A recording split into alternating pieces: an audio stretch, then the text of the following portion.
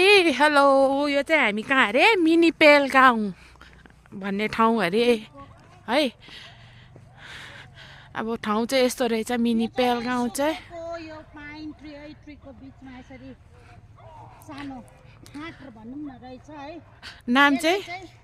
mini Pahalgam भन्दो रहेछ आजभोलि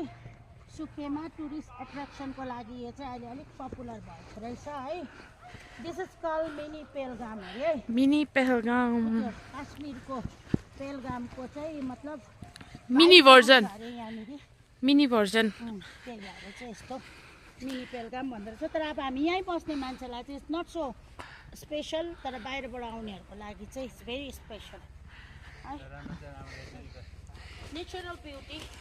यसमा आर्टिफिसियल केही पनि एड भएको छैन है सबै नेचुरल हो यो अल पाइन ट्रिज छ यहाँ खै अब यो नयाँ उयो रहेछ के भन्छ टुरिस्ट स्पट रहेछ यस्तो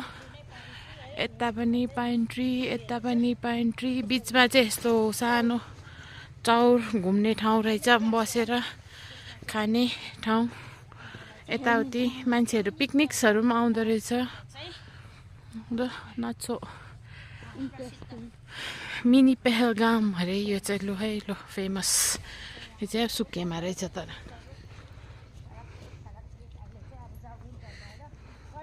ब्युटिफुल रहेछ